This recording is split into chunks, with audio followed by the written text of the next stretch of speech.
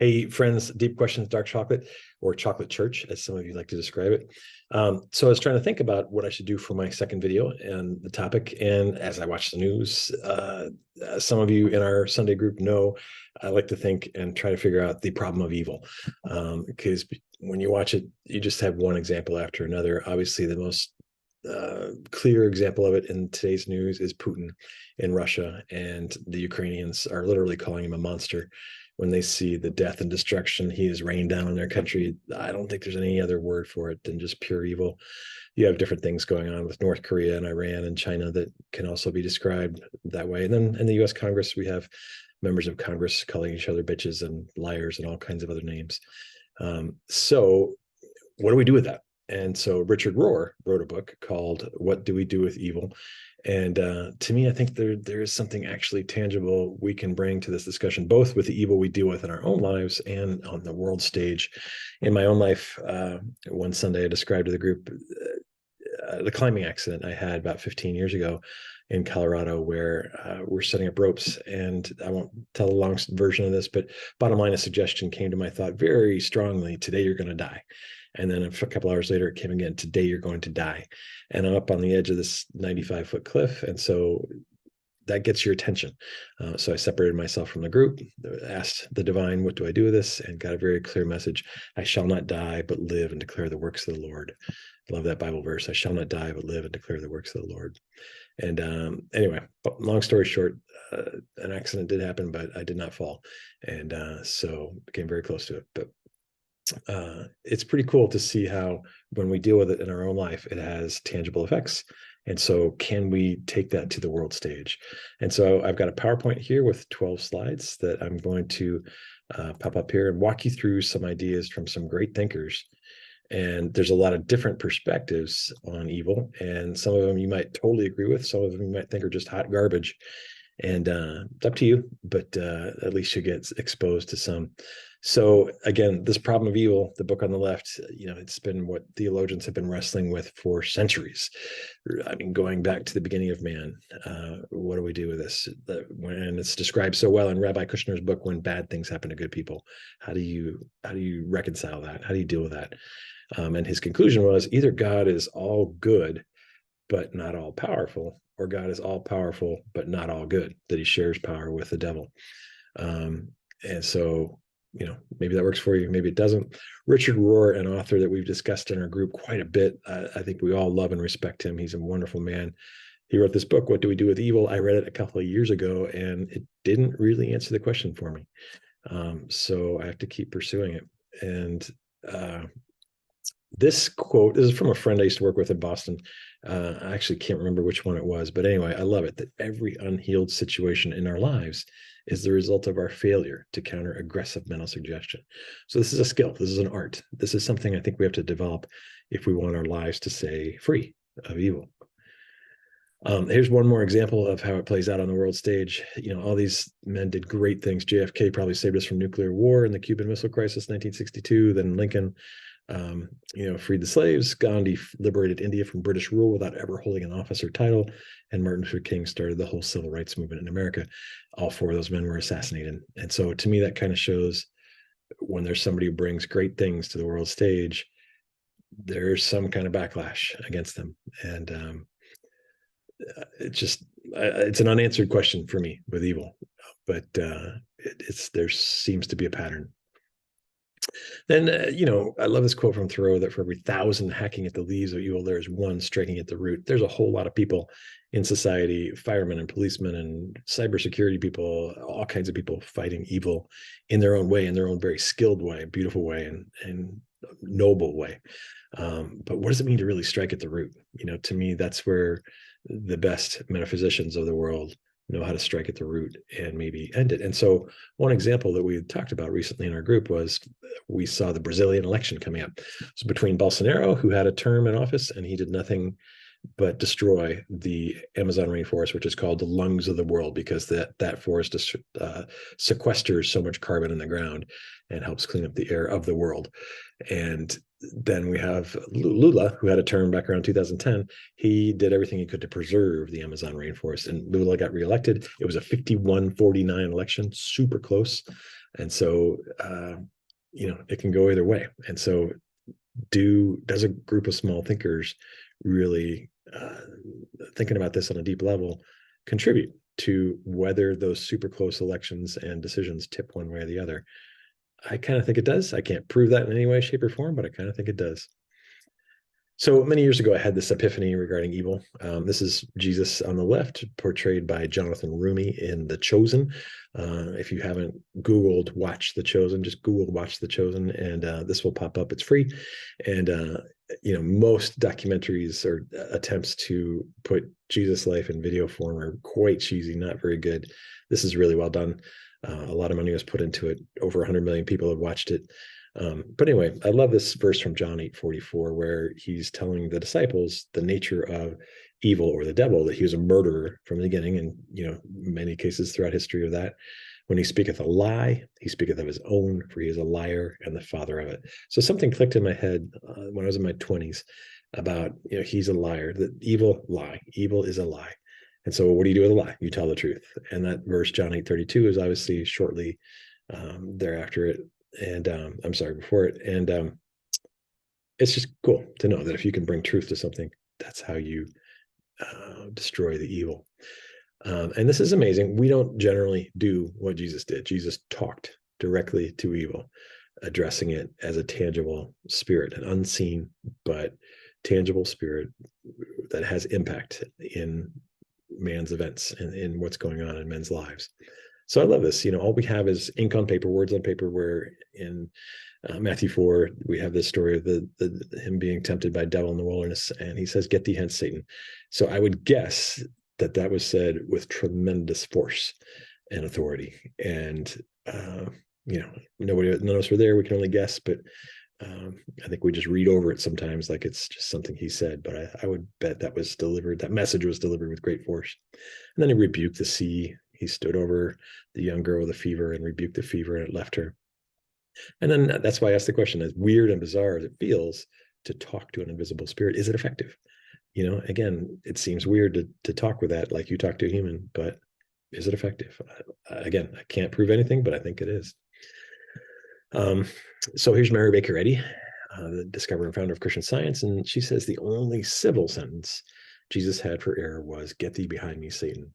Still stronger evidence that Jesus' reproof was pointed and pungent, meaning just powerful, is found in his own words, showing the necessity for such forcible utterance when he cast out devils. So it's necessary to do it with forcible utterance. Maybe that just convinces yourself. If you're yelling at something, sometimes I do that in my car when nobody else is around, with forcible utterance. I don't know. You convince yourself on some level. And in her other works, Miscellany, she talked about how we can recognize and resist. Animal just another term for evil, by which we are deceived and misled. I know I've been deceived and misled sometimes. And there's some contemporary songs. The contemporary musical artists get it. Some of them talk about the wrecking ball inside their head. Others say, "I feel my demons misleading me." They have some great language for it. Again, one last biblical perspective here. I've been to this theater, and I believe it's in Ephesus, and it's striking. You feel the weight of history when you're there. And Paul talking about wrestling against the rulers of the darkness of this world, not against flesh and blood, not against human beings. You're not going in and attacking bad human beings, but against the rulers of the darkness of the world. Again, the invisible forces. There's an interesting perspective from Eben Alexander. He wrote one of the best near-death experience books that's out there. It kind of really put the whole near-death experience genre on the map. So I'll read it to you. Evil is a necessity because without it, free will is impossible. Without free will, there could be no growth, no forward movement, no chance for us to become what God longed for us to be. Horrible and all-powerful as evil sometimes seems to be in a world like ours, in the larger picture, love was overwhelmingly dominant and would ultimately be triumphant. Pretty cool perspective. It's kind of obviously bringing out the nature of free will, the choice we have to make between doing evil, bad things, or good things. And maybe as we win those battles, that's how we progress as humans toward finding our completeness. This is probably the most iconic depiction of evil ever. So the book Possess is an actual documentary of what happened here and very close to us in North St. Louis. North St. Louis County, and it happened in 1949. Young boy, about 13 years old. In the movie The Exorcist, which is based on the book, it was a young girl. But it's a fascinating read. And again, what they did with a team of people over about a month with this young boy in the middle of the night, losing much sleep, was truly incredible. And the man who did this, the chief guy on this little team, was William Bowdern, a Jesuit pastor at St. Louis University, and he was a World War II vet, so he'd seen some terrible evil in his young life in World War II, and so that's probably why he was tough enough to see this and get it out. And so in the book, if you read it, dominus is a Latin term for master, ruler, owner. And when they found a breakthrough, and maybe it's just coincidence, but as soon as they started using this word dominus, that they are the master, the ruler, the owner of invisible evil, that's when they had a breakthrough. And that's when they were saying very forcefully, you will leave now, you will leave now. And that's when the young boy finally, after a good long period of time, was finally free and went on to live a normal life.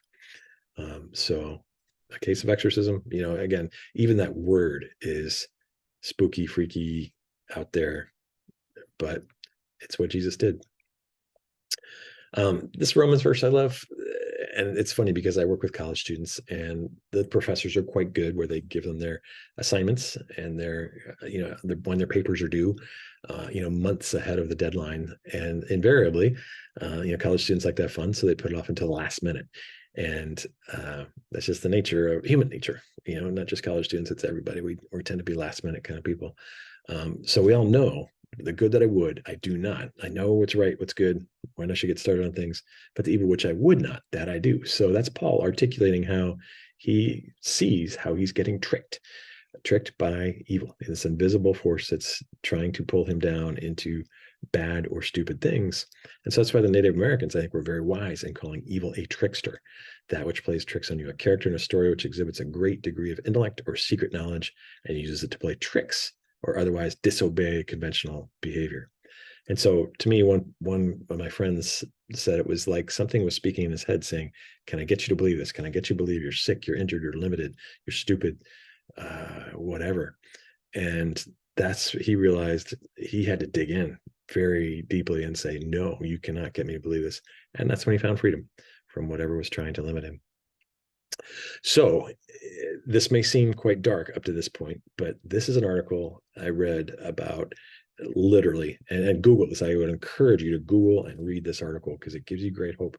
There's probably nothing more evil that could be visited on mankind than nuclear war. And it's only happened a couple of times in Japan. But this is literally 9 times the world was at the brink of nuclear war and pulled back. And again, you might want to take a picture of this, write it down, Google it. It's encouraging to read because this is an actual photo from 1962 October, the Cuban Missile Crisis. That's a Russian sub off the coast of Florida, and that's a U.S. helicopter over it. And evidently, there was a battle inside the sub between the captain who wanted to launch and the XO, the second in command, who did not agree. And so they didn't turn the keys to launch the sub, to launch the missiles, and that's what saved us in 1962 when I was 1 month old. So I'm grateful for that. But there's other instances in there where it's unbelievable how very close we got to nuclear missiles being launched. Computer systems being tricked by reflections on clouds that look like missiles, things like that. And it just didn't happen. And so to me, that says, as scary as it is to think how close we've come to some horrific evil events in our world, there is some divine love that protects us. And that's why I don't know, it heartens me, it encourages me. And this is the final slide, and obviously people can say, okay, but what about the Holocaust? The Holocaust happened. 6 million people died in a horrific, hateful, awful, terrible way. That's true.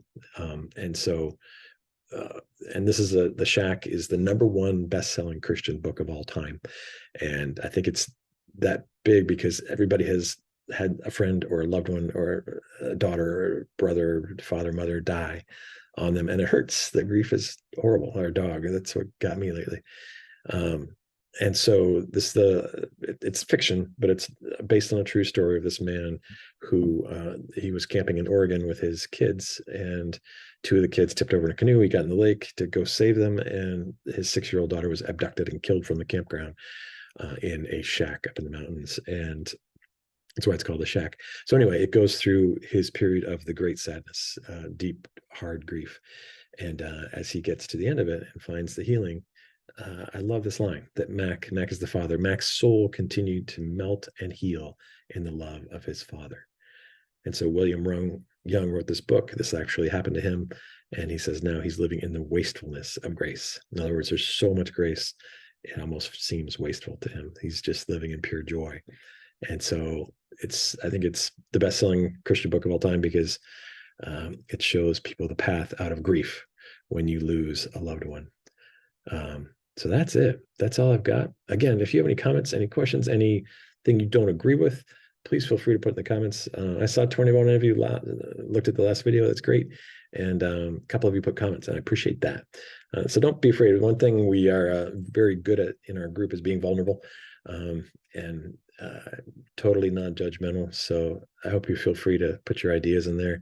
Nobody's going to judge you. And it just makes for some rich discourse as we have every Sunday morning. And this week is 4th of July weekend, so we'll take a Sunday off. But then next week we'll come back with some good questions. So thanks for watching. Hope you like and subscribe. That helps this get out there a little more on the YouTube algorithm. And have a great day.